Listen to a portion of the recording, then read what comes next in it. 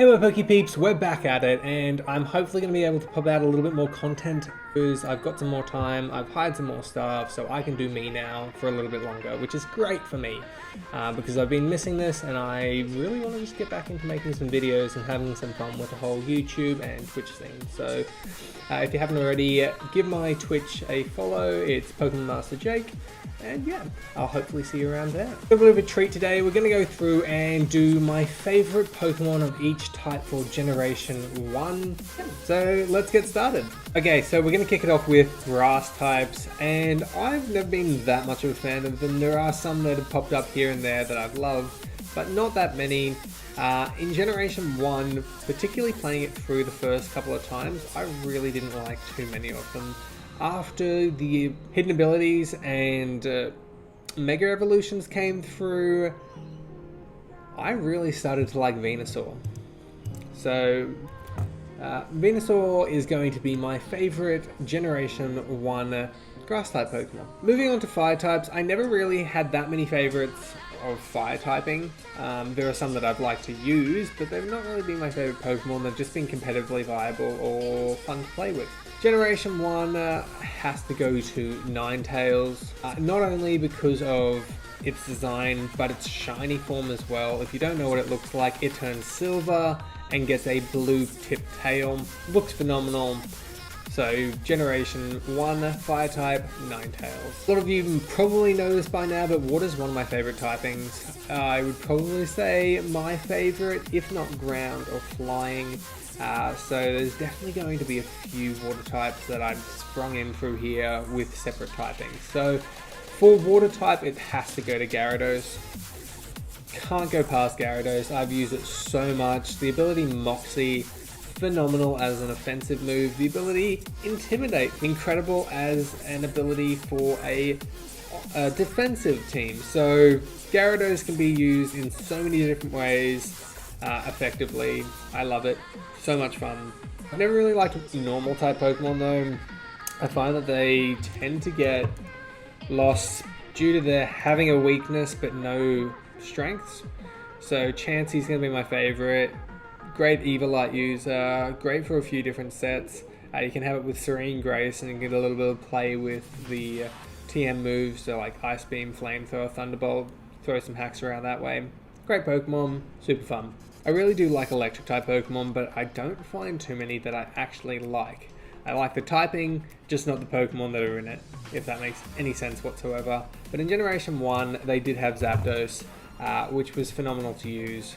Super fun, great stats, great abilities. Well, not really.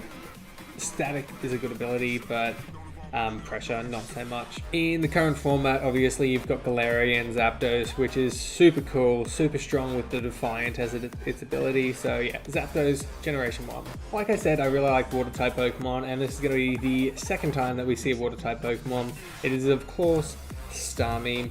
A beautiful Pokemon, so fun to use, great stats, can be used both as a Choice Scarfer, as a Choice Specs user, even as a Leftovers user with like Rapid Spin and some other sort of like supportive moves, but mainly as an offensive attacker. But great move pool as well. Thunderbolt, Ice Beam, Psychic, Surf, all sorts of moves. Great Pokemon. Haven't actually checked out its move pool since Gen 8. It's lost a little bit of popularity, but definitely Generation 1 was one of the best Psychic types around. In Generation 1 there weren't too many fighting type Pokemon, but one that I do like is Machamp. Again, it was fun to use. Getting No Guard really helped it out, particularly with Dynamic Punch being so good. So I usually just run it as a Choice Band user with Dynamic Punch and just hit things. I don't really have anything to say positive about its G-Max form. I think it was just sort of rushed and a bit silly. It should have just been given a different typing or something, but yeah, I don't think it did anything for Machamp as a whole. Never really liked Rock-type Pokemon. I think they've just been a little bit silly. Well, not silly, but just I don't like the designs most of the time. But Generation 1 had Aerodactyl, which is a sick design. Really cool Pokemon. They've given it Dragon Dance now, so it can set up and be an absolute beast. So it's pretty useful, and I like the design of Aerodactyl, so that's why it's here. As I said earlier, ground type's also going to be one of my second favorite monotypes. There were some others that I sort of wanted to throw around, so I had to go with my probably third or fourth favorite, which would be Nidoking. Shiny Nidoking in particular, because it turns blue, and blue shinies are incredible. If you didn't know that, now you do, okay? Don't question it, just say blue shinies are cool. Nidoking also has sheer force as an ability, so you can run it with Life Orb and just any amount of TM moves and just take full advantage of that. So Flamethrower, Ice Beam, Thunderbolt, Earth Power, Sludge Bomb, all of them get powered up, and you don't have to deal with the health reduction. So yeah, super fun, super cool Pokemon. Nidoking, one of my top 10. I really do like flying type Pokemon, but I also find that they've got a lot of weaknesses that I can never sort of get around. For Generation 1, I think as well, I always tend to think the birds. So they usually get forgotten about because Spearow, Pidgey, all those ones, you know them but you hate them.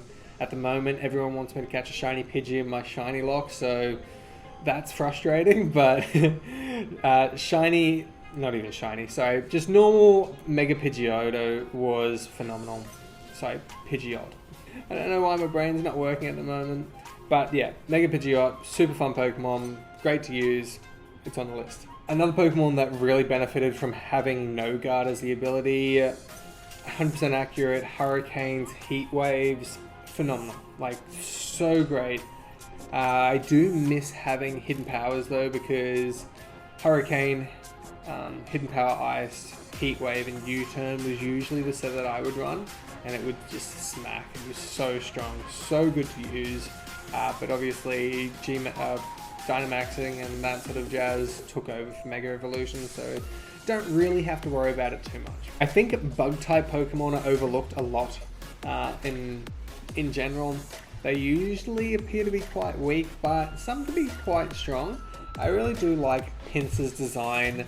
I don't think it's overly strong, but it can be fun to use. I don't really, what's the ability? I think it gets Moxie now or something. It can be fun to use though, so Pinsir, cool design. Similarly to bug type Pokemon, I think poison type Pokemon get overlooked a lot, more so because there's not that many strong poison types, but at the same time, there's a lot of stupid ones. So like we've got a trash bag and they went Pokemon, which really hurt poison types in my opinion. One that I do like is Venomoth. I think it's a great design. It's got a blue shiny as well, so that's a plus for me. Great setup moves, and yeah, great moves in general. So Venomoth is a great Pokemon. If you haven't used it before, give it a shot. You won't be disappointed.